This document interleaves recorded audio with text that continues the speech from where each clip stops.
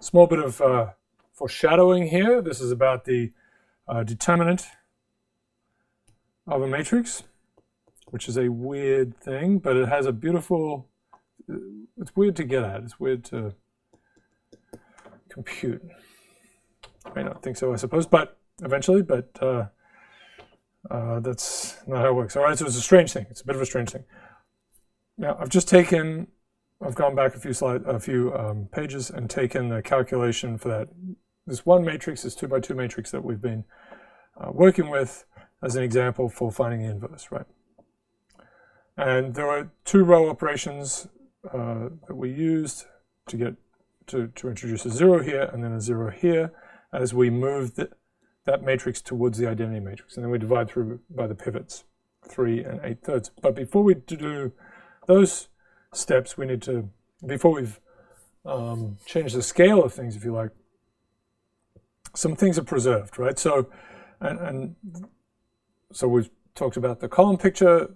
Here the column vectors have a peculiar story. So we're going to take them as they are. So 3, -2, and -2, 4.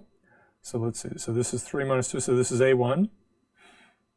All right, let me connect that in here, right? So this is A1. Whoops. A1 is this one. I don't like that either. All right. And A2 is this vector here. So now we make a parallelogram out of them. Just put in a couple more of the same vectors and we'll make a parallelogram. If you compute the area of this, little exercise if you like, if you compute the area of this parallelogram, you get 8. And 8 was a number I said was important for this matrix. It's a strange thing, it comes out.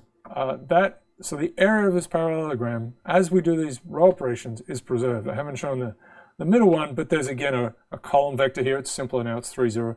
And then another column vector here. We could create the same story. Let's just go to the last one, which is column vector is now 3, 0 and 0, 8/3. So here's 3, 0, and here's 0, 8/3. And then we make a parallelogram. In this case, it's a rectangle, because that's what we've done with our row operations. We've straightened things out. And the area of this, okay, so it's 3 along here, 8/3 along here. Again, area is 8. So, and that will be true for that middle step as well. So the area is preserved. And this number is very important. So this number is, this number called the determinant, gives you well, we'll look at it in many different ways. But the crucial thing right now is to know is that later on we'll see that if it's 0, you can't invert the matrix.